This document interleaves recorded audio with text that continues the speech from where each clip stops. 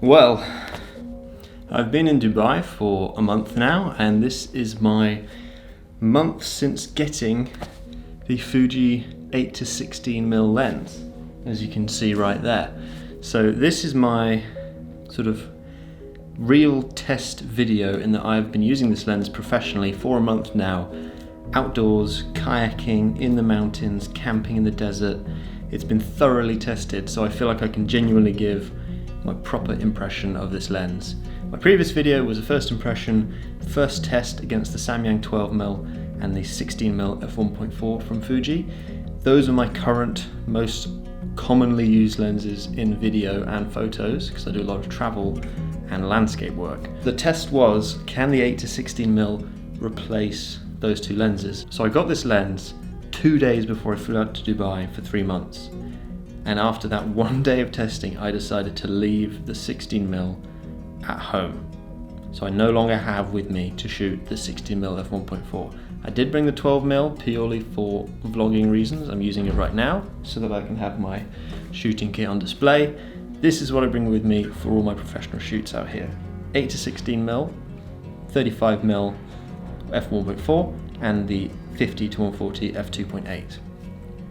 I love them all. They are so sharp, so quick to focus, and IBIS works so well with all of them. It's been amazing. However, I am missing the range now between 16mm and 35mm because I used to have the 18 to 135, so everything was covered. So there is this gap. So I've got the 8 to 16mm and the 35mm, the 50 to 140. That midpoint is a 24, 27mm lens. Considering I mostly shoot at 10 to 12mm on the wide lens, you'd think the most obvious candidate, and someone did comment on my previous video, have I tried the Fuji 10 to 24, which you'd think would be the most logical lens for me, given that that range would optimally fit in this lineup, and that lens is smaller, and that lens has image stabilization.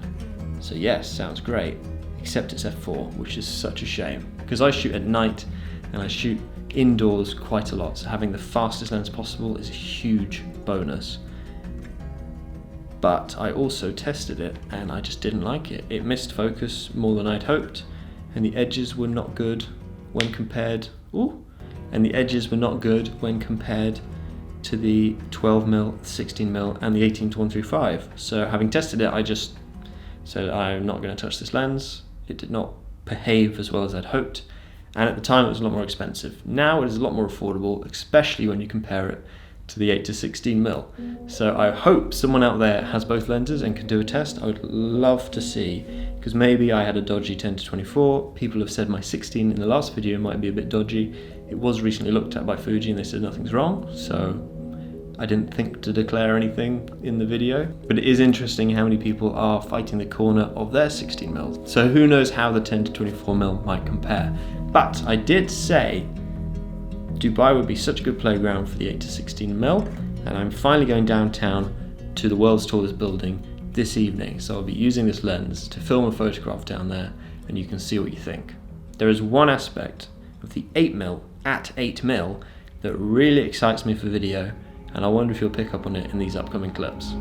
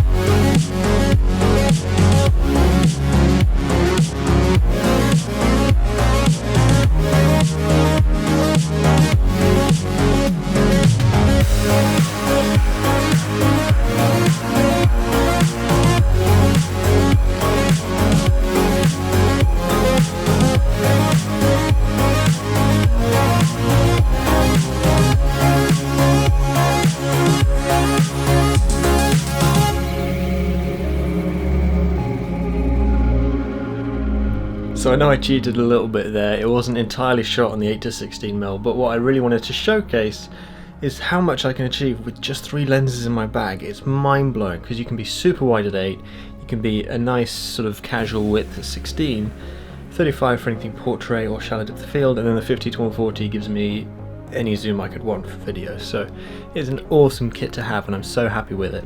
But the key factor, the one I asked before, I'm really excited about with the 8-16 is cropping to 21:9 or ultra widescreen or 16:9.5, whatever people call it. I love you can tighten it to that letterbox crop and it doesn't take anything away. It adds so much cinematic value because you're forced to take in this width of view, so it really allows you to see everything for the depth it has. And when you're at 8mm, that's really accentuated, and I love that I can crop it that tight and not feel like I'm actually losing anything, I'm just gaining, which I really like. So I'm excited to play with that a bit more in the future. And of course I didn't film all of that in one afternoon. That was sort of a mashup of highlights from my time in Dubai, from things I'd filmed from other shoots just in the side, in the background, just little clips I could get here and there, and I wanted something to do with it. So I thought this little showcase of my Fuji kit would be a great example.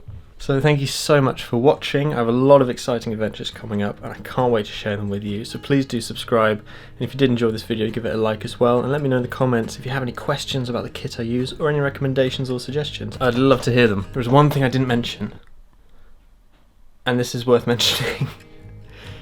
Obviously the 8-16 doesn't take screw-in filters, which is a bit of an issue with video because of the 180 rule. You can't increase the shutter speed too much. So I was cheating a little bit there because a lot of that was slow-mo, so I'm shooting at 120 frames a second. So I can get away with a 240th of a second shutter speed, which helps a lot.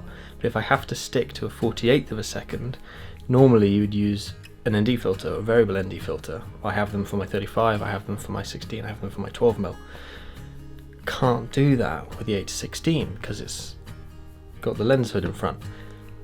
So I was often filming during the day for any work shoots at f/22, which is problematic for a few reasons. Obviously it's not as sharp as it could be, you lose any shallow depth of field niceness, and if the lens has any specks of dust on it, they will show up, so it's very unforgiving, and that's tough. However, that was in the desert in Dubai, where I can't imagine anywhere brighter on earth. When I got back to Scotland and I filmed with it recently, I was often filming at f/5.6 or f/11, which is way more forgiving than f/22. So it's not an enormous problem, but it is a difficulty. Although actually not having to bother with filters is quite a relief. And when you are that wide, you don't really want a shallow depth of field anyway. So I've managed to get away with it so far for the past 4 or 5 months. So I'm not too concerned, but I thought it's worth mentioning. So yes, if you do have any questions or suggestions, please do let me know in the comments. I'd love to hear from you, and let's just have a conversation, nerd out about camera kit.